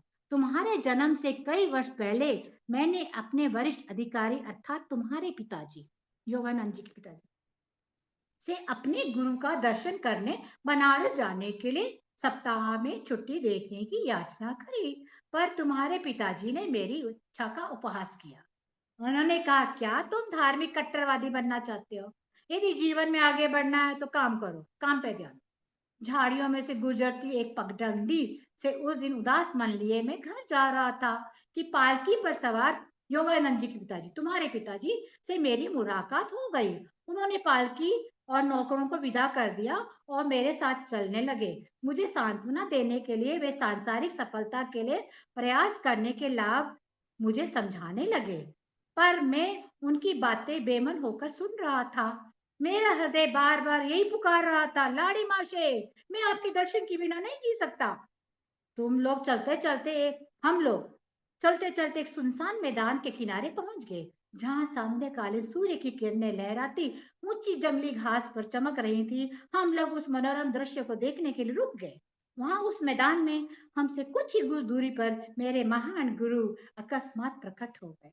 देखो जी, बनारस में बैठे लहरी माशे जी और प्रकट यहाँ हो गए। ऐसे ही तो हमारे गुरु जी भी करते थे।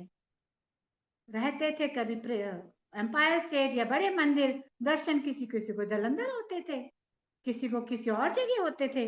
उनका स्वर वातावरण में गूंज उठा, भगवती तुम अपने कर्मचारी के प्रति अत्यंत कठोर हो। उसके साथ ही जिस रहस्य में ढंग से प्रकट हुए थे उसी रहस्य में ढंग से वो लहरी माशे जी अंतर ध्यान भी हो गए। मैं जमीन पर घुटने टेक कर लाड़ी माशे पुकार रहा था। कुछ क्षणों के लिए तुम्हारे पिताजी भी स्तंभित हो गए। सिद्ध महात्माओं की चमत्कारी शक्तियों का स्पष्टीकरण आएगा, वो कैसे अपने आप को शरीर रूप में प्रकट कर सकते हैं, आगे 30 पेज में आएगा। क्योंकि वो अपने सूक्ष्म शरीर को ले जाके कहीं भी फिजिकल फॉर्म में क्रिएट कर सकते हैं। वो सिर्फ एक योग सिद्ध पुरुष ही कर सकते हैं, जैसे हमारे गुरु जी, बहुत सारे महान संत। अविनाश, मैं न केवल तुम्हें छुट्टी दे रहा हूँ बल्कि वाराणसी जाने के लिए मैं स्वयं भी छुट्टी ले रहा हूँ। तुम्हारी सहायता करने के लिए जब चाहे अपनी इच्छा के अनुसार प्रकट होने की शक्ति रखने वाले इस महान लाड़ी माशे के दर्शन मुझे भी करने होंगे। मैं अपनी पत्नी के साथ जाऊंगा, इन महान गुरु से प्रार्थना करूंगा कि वे अपने आध्यात्मिक पथ में दीक्षित करें। क्या तुम हम दोनों को उनके पास ले चलोगे? देखो, अब वो उनसे अपने कर्मचारी से कह रहे हैं, मुझे नहीं ले चल। अवश्य, अपनी प्रार्थना के इस चमत्कार उत्तर को पाकर और घटनाओं के इतने शीघ्र अनुकूल मोड़ लेने पर मेरा मन आनंद से गदगद हो उठा। जब पुकार होती ना भक्ति सच्चे, surrender, this is the called example of surrender. उसको जाना था ना लाड़ी माशे के पास बनारस, तो देखो लाड़ी माशे जी कैसे प्रकट हुए। अगले दिन शाम को तुम्हारे माता पिता और मैं रेलगाड़ी से वाराणसी के लिए चल पड़े। अगले दिन हम लोग वहां पहुंचे तो कुछ ही दूर तक घोड़ा गाड़ी से गए, फिर तंग गलियों से चलते हुए मेरे गुरु के घर पहुंचे। उनका घर आसानी से दिखाया ही नहीं पड़ता था। आज भी है लहरी मासी जी का घर वाराणसी में, ऐसी तंग गलियों में ही है। उनकी छोटी सी बैठक में प्रवेश करने पर वह हमेशा की तरह पद्मासन में बैठे हुए गुरुदेव को हमने प्रणाम किया। उन्होंने अपनी हृदय वेदी आंखें झपकाई और उन्हें तुम्हारे पिताजी पर स्थिर कर दी। भगवती, तुम अपने कर्मचारियों के प्रति अत्यंत कठोर हो। 2 दिन पहले घास भरे मैदान में कहे हुए वही शब्द उन्होंने फिर से दोहराए। ये होती पावर महासिद्ध पुरुषों की। फिर उन्होंने आगे कहा, मुझे खुशी है तुम अविनाश को आने की अनुमति दी और साथ में तुम अपनी पत्नी के साथ भी यहाँ आए। तुम्हारे माता पिता को अत्यंत आनंद हुआ कि गुरुदेव ने उन्हें क्रिया योग की दीक्षा दी। उस पवित्र दर्शन के अस्मरणीय दिन से ही तुम्हारे पिताजी और मैं गुरु भाई के रिश्ते से घनिष्ठ मित्र रहे। लाड़ी महाशय ने तुम्हारे जन्म में विशेष रुचि दिखाई थी। तुम्हारे जीवन निश्चय लाड़ी महाशय द्वारा सिखाई गई एक योगिक विधि, जिसके द्वारा इंद्रियों की चंचलता शांत हो जाती है, जिससे मनुष्य के ब्रह्म चैतन्य के साथ अधिकाधिक एक रूप होने का मार्ग प्रशस्त हो जाता है। जैसे अभी इस बुक के अंदर कितने सुंदर योगानंद जी की माता जी का स्वरूप है और ये उनके पिताजी का है। दर्शन हो रहे हैं उनके माता पिता का। ये योगानंद जी का बाल काल्य का है। ये मजूमदार उनका एक फ्रेंड है। फिर उनकी सिस्टर रोमा, उसका भी वर्णन आएगा। फिर योगानंद जी अपनी 2 बहनों के साथ हैं।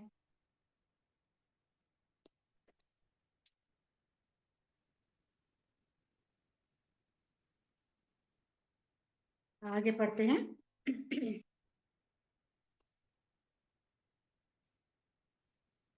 गुरुदेव का आशीर्वाद कभी निष्फल नहीं होता। मेरे जन्म के थोड़े ही दिन बाद लाड़ी महाशय ने इस जगत से प्रस्थान कर लिया। पिताजी को जहां जहां भी स्थानांतर होता था, वहां वहां लाड़ी महाशय की एक सुंदर अलंकृत फ्रेम में सजी हुई फोटो हमारे पूजा घर में देवताओं के चित्र और मूर्तियों के साथ विराजमान रहती थी। लगभग रोज ही सुबह और शाम को माँ उस पूजा वेदी के सामने ध्यान लगाकर बैठते थे और चंदन पुष्प अर्पण करते थे। धूप और गूगल के साथ साथ अपनी संयुक्त भक्ति द्वारा हम उस ईश्वर तत्व की पूजा करते थे जो लाड़ी महाशय से पूर्णतः अभिव्यक्त हुआ था। उनकी इस फोटो का मेरे जीवन पर जबरदस्त प्रभाव पड़ा। जैसे जैसे मैं बड़ा होता गया, वैसे वैसे मेरे मन में उस महान गुरु का विचार अधिक दृढ़ होता गया। ध्यान में प्राय मैं देखता कि उनकी छवि उस छोटे फ्रेम से बाहर आ जाती है और जीवित रूप धारण कर मेरे सामने बैठ गई। जब मैं उनके ज्योतिर्मय शरीर के चरणों को स्पर्श करने का प्रयास करता, तब वे बदलकर पुनः चित्र बन जाते। जब मैंने बाल्यावस्था में किशोरावस्था में प्रवेश किया, तो देखा कि फ्रेम में जकड़ी लाड़ी माशे की छोटी सी छवि मेरे मन में जीवित ज्ञान प्रदायनी उपस्थिति बनकर विराजमान हो चुकी है। किसी उलझन या परीक्षा की घड़ी में मैं प्राय उनसे प्रार्थना करता और अपने अंतर में उनका सांत्वनादायक मार्गदर्शन पाता। पहले पहले तो मुझे दुख होता था कि वे शारीरिक रूप से जीवित नहीं हैं, किंतु जैसे जैसे मुझे उनकी गुप्त सर्वव्यापकता का पता चल गया, वैसे वैसे मेरा दुख कम होता गया। अपने उन शिष्यों को जो उनके दर्शन के लिए अति लालायित रहते हैं, प्राय लिखा करते थे, जब मैं सदा तुम्हारे कुटस्थ क्राइस्ट सेंटर की पहुंच में हूं, तो मेरे अस्थि मांस को देखने के लिए आने की क्या आवश्यकता है। देखिए जी, गुरु जी के स्वरूप का वर्णन आज भी वही हमें फील कराता है जो लहरी महाशय जी के स्वरूप का वर्णन इस पुस्तक में दिया है। लगभग 8 वर्ष की आयु में मुझे लाड़ी माशे की फोटो के माध्यम से चमत्कारी स्वास्थ्य लाभ का आशीर्वाद प्राप्त हुआ। उस अनुभव ने मेरे प्रेम को और अधिक उत्कट कर दिया। जब मैं बंगाल के इच्छापुर में अपने पारिवारिक घर में रह रहा था, तब मुझे हैजा हो गया।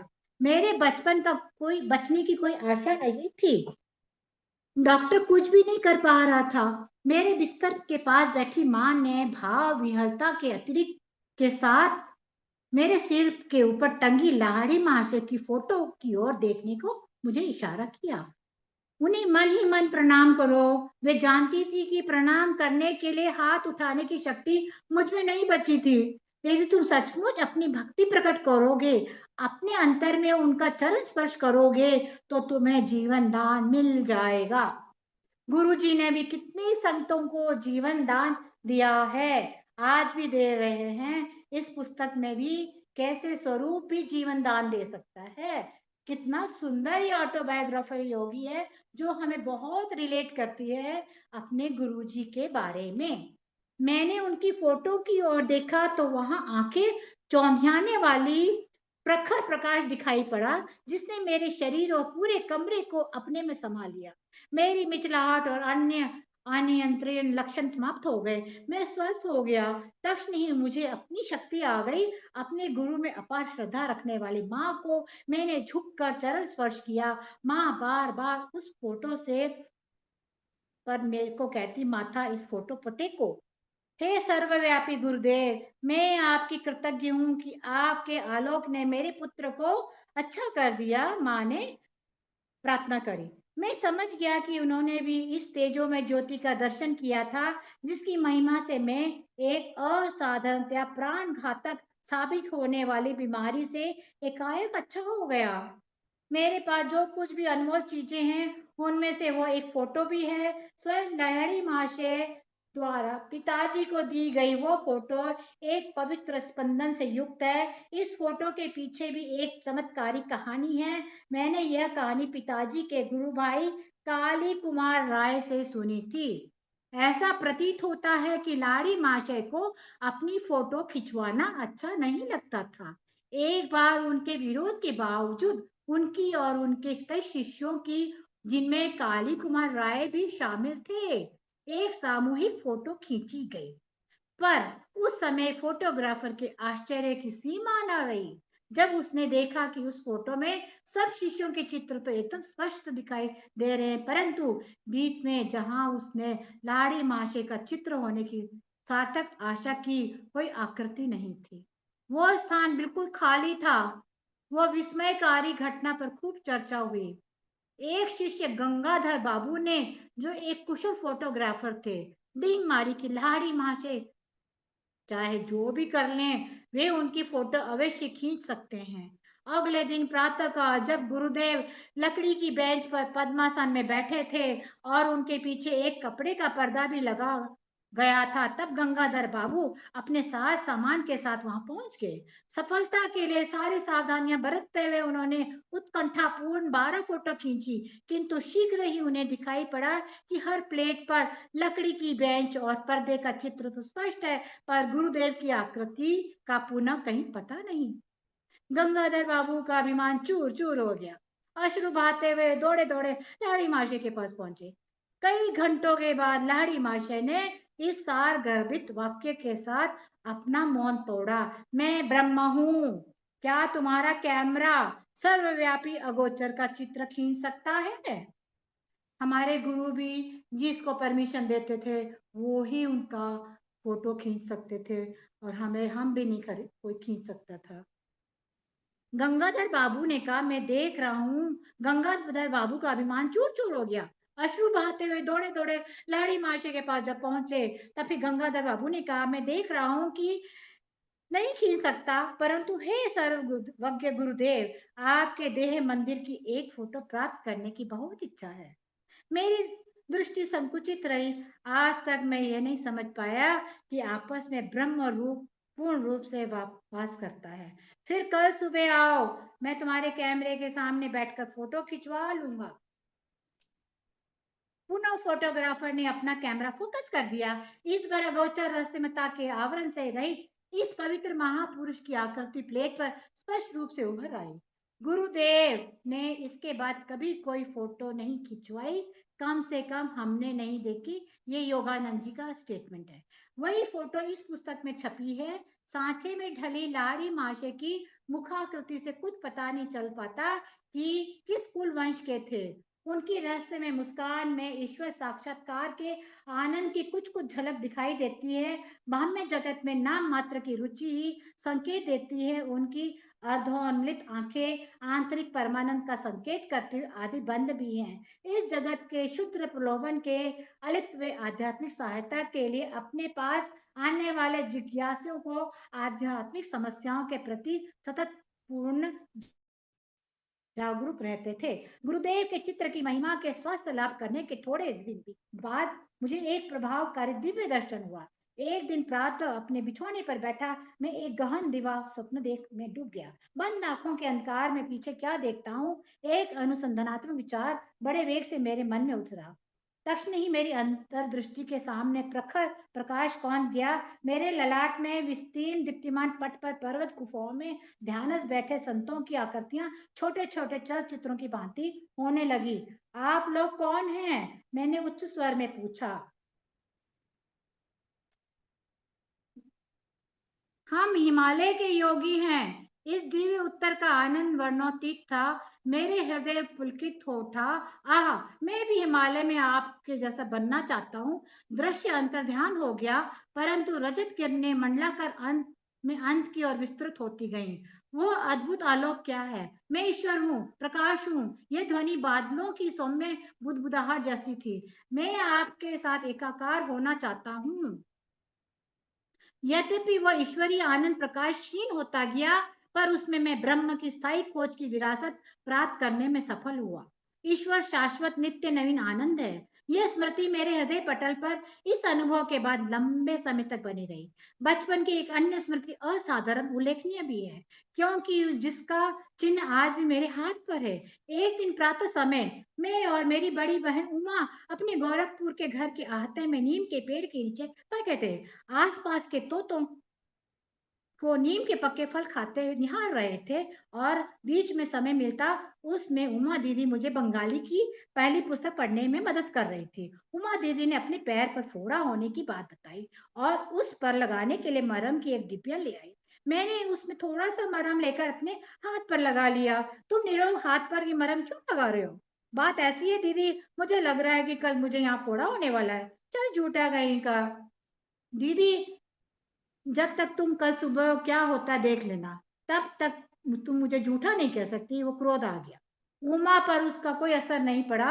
उसने 3 बार व्यंग को दोहराया और एक दृढ़ निश्चय मेरी आवाज में ध्वनित होने लगी। जब मैंने धीरे धीरे कहना शुरू किया, मैं अपनी इच्छा शक्ति के बल के साथ कहता हूँ कि कल मेरे हाथ पर इसी जगह एक काफी बड़ा फोड़ा निकल आएगा और तुम्हारा फोड़ा सूजकर दुगना हो जाएगा।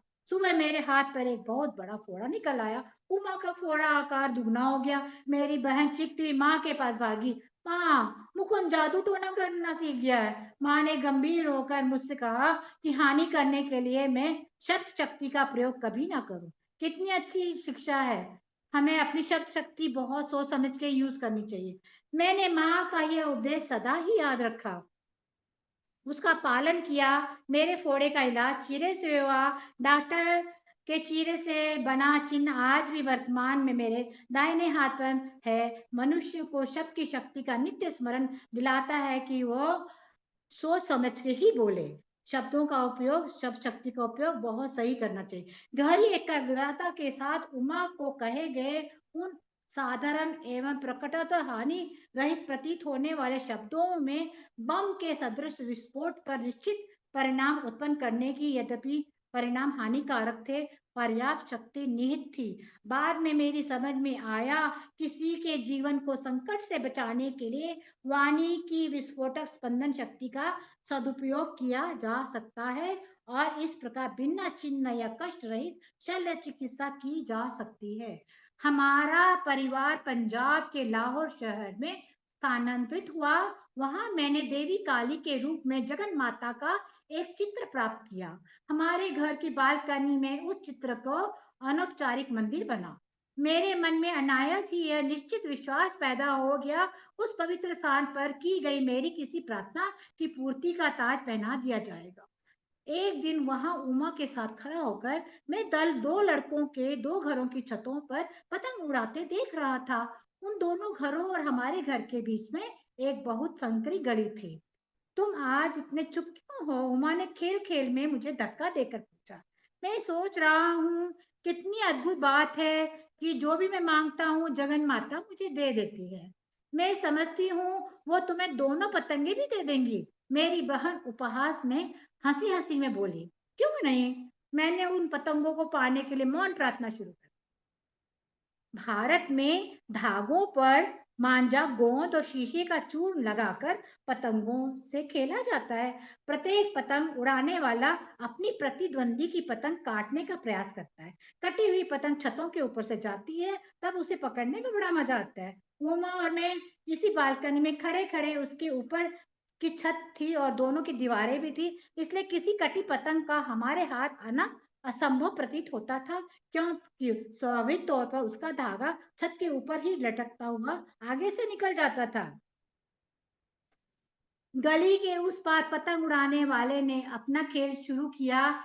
एक धागा कट गया, तक्षण पतंग मेरी दिशा में लपकी। अचानक हवा बंद हो जाने के कारण वो पतंग एक क्षण के लिए स्थिर हो गई। उसी बीच उसकी धागा सामने वाले घर के ऊपर उगे नागफनी के एक पौधे में उलझ गया। मेरे पकड़ने के लिए एक पूरा फंदा बन गया। मैंने यह पुरस्कार उमा को सौंप दिया। यह तो केवल एक असाधारण संयोग था, न कि तुम्हारी प्रार्थना का उत्तर। यदि वह दूसरी पतंग भी तुम्हारे पास आ जाएगी तो मैं मानूंगी। दीदी की काली आंखों से उनके शब्दों की अपेक्षा कहीं अधिक विस्मय प्रकट हो रहा था। मैंने तीव्रता से अपनी प्रार्थना जारी रखी। उसे दूसरी पतंग उड़ाने वाले के जोर से झटका मारने के कारण उसका धागा भी टूट गया। हवा में नाचती हुई पतंग मेरी ओर आने लगी। मेरे सहायक नागफनी के पौधे ने फिर से धागे को उलझाकर आवश्यक फंदा बना दिया, ताकि मैं उस पकड़ सकूं, और मैंने अपना ये दूसरा पुरस्कार भी उमा को भेंट कर दिया। सचमुच जगन माता तुम्हारी प्रार्थना सुनती है। यह सब मेरे लिए विलक्षण है। दीदी भयभीत मूर्ख शावक की भांति भाग गई। प्रार्थना की शक्ति का भी कितना सुंदर वर्णन दिया है। इस तरह से अध्याय 1 हमारा समाप्त हो जाता है। और थैंक यू इसका लज्जा आंटी। थैंक यू, आपने चैप्टर 1 अध्याय 1 बहुत ही प्यारे तरीके से पढ़ा। अब मैं रिक्वेस्ट करूंगी सीमा कुमार आंटी से कि वो अब कंक्लूजन करे, बिकॉज हमारा टाइम बहुत ज्यादा ऊपर हो चुका है। तो प्लीज सीमा कुमार आंटी अपने आप को अनम्यूट करके एंड वीडियो ऑन करके प्लीज इसका कंक्लूजन करिए। थैंक यू लज्जा आंटी। जय गुरु जी सब संगत को जो इस प्लेटफॉर्म पे आए हैं, सुन रहे हैं। आंटी ने काफी बोला, पर मैंने प्रिपेयर किया, मैं थोड़ा सा बोलूंगी इस किताब के बारे में। और एक मैं थोड़ा सा देखिए, जो गुरुजी मुझसे बुलवाते हैं, एक तो क्या है कि ये किताब के लिए बोला गया है कि ये एक मासूमियत से एक शेल्फ पे बैठी हुई है, किसी दुकान पे या किसी लाइब्रेरी में, और जब आप इसको उठाएंगे और पढ़ेंगे तो आपके जीवन में क्रांतिकारी बदलाव आएगा। This book effects everyone in a different way. और एक ये किताब है, ये टाइमली और टाइमलेस है। देखिए, 80 साल पहले लिखी हुई। टाइमली का क्या मतलब है कि आपके पास जब ये आपके हाथों में आती है। और टाइमलेस क्या है? संगत जी, मैं 2 एग्जाम्पल बताऊंगी कि टाइमलेस कैसे है। जो किताब 80 साल पहले लिखी गई है वो आज रेलेवेंट है, और आज 100 साल के बाद भी ये पुस्तक उतनी ही रेलेवेंट होगी। देखिए, मैं आपको अभी बताती हूँ कि टाइमलेस कैसे। मैंने 1 या 2 पॉइंट्स निकाले हैं जिसमें परमहंसा ने बच्चों की एजुकेशन के ऊपर बोला है। उन्होंने क्या बोला है? देखिए, 80 साल पहले कि बच्चों को खुले वातावरण में पढ़ाई करानी चाहिए और उनको आंकड़ों से नहीं नापना चाहिए। देखिए, जो आजकल 98-99% आते हैं तो बच्चों को एडमिशन नहीं मिलती। और सच्ची शिक्षा वह है जो आपके अंदर के भंडार को निकाले, ना कि, और अच्छी शिक्षाएं अपने बच्चों को दीजिए ताकि वो अपने जीवन को अच्छी तरह चलाएं। और जो बचपन में जो सीख दी जाती है वो हमेशा काम आती है। और जहाँ इन्होंने परमहंसा के उन्होंने जब वो प्रेडिक्ट कर देते थे फोड़े के, तो उन्होंने बोला कि अपने विचारों को नाप तोल कर बोलिए, do not speak harming words. अब इसके बाद क्या है कि ये जो किताब है, ये जब आप जिज्ञासु होते हैं, जब आपको गुरु आपको मिलता है और आपकी सोल को तैयार होती है तभी ये पुस्तक आपके पास आती है। You do not choose this book, the book chooses you. It is this book, जब आपका समय होता है तभी ये बुक आपके हाथों में आती है। और संगत जी, मैं 3 साल से इस बुक को मैं एक्सप्लेनेशन और सुन रही हूँ, पढ़ रही हूँ, और मैंने एक्सप्लेनेशन किया है। This book like Guru Bani is flowing in my blood. और यही परमहंसा जी ने कहा है कि अब देखिए, इसमें 3-4 जो बड़े मेन पॉइंट्स जो मैंने बहुत सीखे, जो मुझे बहुत इफेक्ट करे। एक तो था डिवाइन मदर का, इसमें बहुत बहुत प्यारा मेंशन किया है। और अल्टीमेटली परमहंस योगानंद जी कहते हैं कि मैं डिवाइन मदर के दर्शन उन्होंने बहुत उनको दिए, मदर ने। पर उन्होंने कहा मुझे अपने गुरु में माँ को देखना था। ये कहते हैं मैंने लेसन लर्न करा। एक उन्होंने बहुत बड़ा, एक गुरु ने, कोई साधु उनको मिले, उन्होंने कहा कि बहुत बड़ी सीख दी जो कहीं किताब में लुप्त हुई हुई है, जब आप पढ़ेंगे तो आपको शायद समझ भी नहीं आएगा। उसमें उन्होंने बोला कि हम सब इम्परफेक्ट हैं, एक ईश्वर है जो सिर्फ परफेक्ट है, और आप अपनी इम्परफेक्शंस में आप ईश्वर को, सत्य को अपने अंदर बिठाइए। जैसे उन्होंने बोला कि ये दोहरी माया है, सुख के साथ दुख, ऐसे ही हम अच्छे भी हैं, बुरे भी हैं, और हमें अपनी बुराइयों को के अंदर सत्य को बिठाना है, ईश्वर को बिठाना है।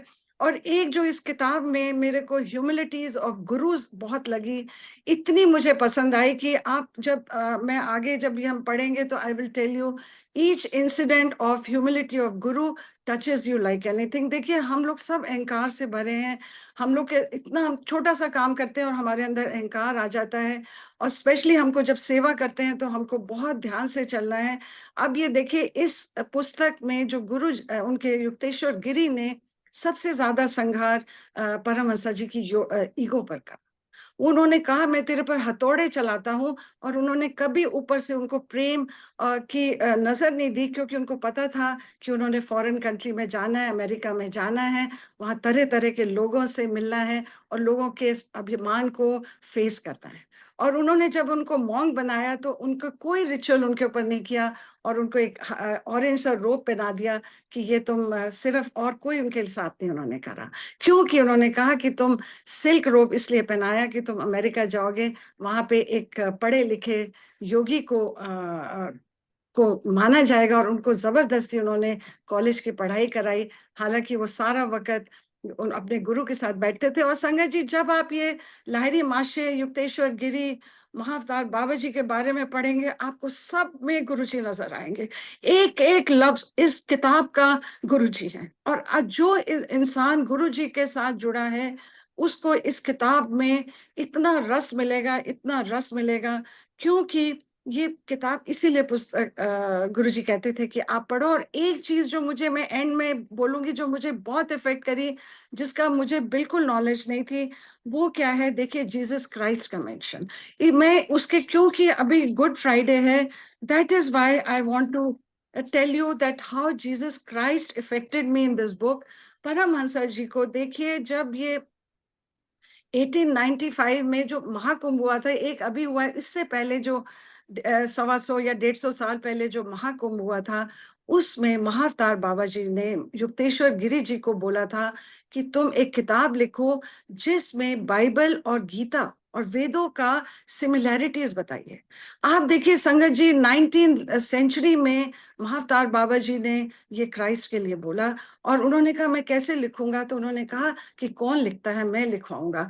और उन्होंने ये होली साइंस बुक लिखी। ये मेरे लिए बहुत रिवोल्यूशन थी। उसके बाद देखिए, ये गुड फ्राइडे आया है और कल ईस्टर संडे है, तो मैं उसके बारे में बोलूंगी। वैसे मैंने बहुत कुछ सोचा हुआ था, वो नेक्स्ट सेशंस में करेंगे, पर मैं, क्योंकि ये क्राइस्ट का टाइम है। अब आप देखिए कि उन्होंने जीसस क्राइस्ट के लिए जब ये किताब लिखी, इट्स कॉल्ड होली साइंस।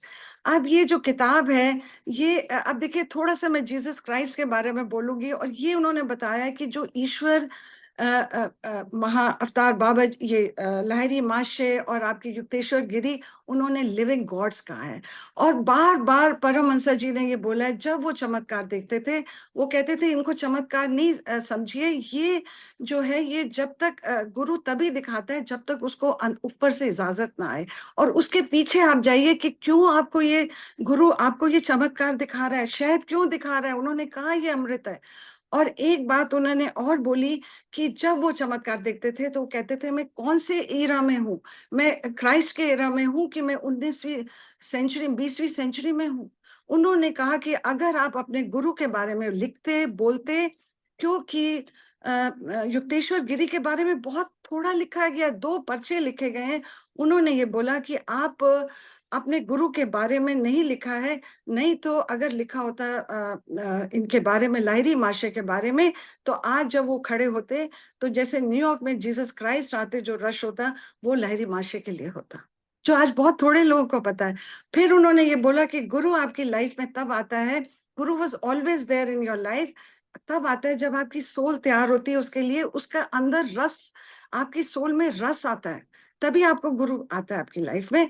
और युक्तेश्वर गिरी ने उनको बोला कि मैं तो तेरे साथ जन्मों से था, जब तू एस्ट्रल वर्ल्ड में था, जब तू गर्भ में था, जब तू उथल पुथल में था, जब तू खुशी में था, मैं तेरे साथ हमेशा था, पर हाथ मैंने अब थामा क्योंकि तू अब तैयार था। और एक उन्होंने और बहुत बार बोली कि आप गुरु को, ऐसे गुरु को आप चुनिए जैसे एक चींटी मिट्टी में से चीनी निकालती है, इतने गुरुज हैं, आपको पता होना चाहिए कि राइट गुरु कौन है। और आप देखिए हमें कौन मिला है, हमें अपना टाइम नहीं वेस्ट करना है, क्योंकि हमें महाशिव गुरु मिले हैं और हमें उसकी वैल्यू को समझना है, क्योंकि उन्होंने ये खास बोला है कि और ईश्वर रूप गुरु मिलना वो बहुत बहुत बड़ी किस्मत है। और कहते हैं कि आप ईश्वर का दर्शन तभी कर सकते हैं जब आपको पूर्ण गुरु मिले, ये गुरु कृपा से ही ईश्वर का दर्शन होता है।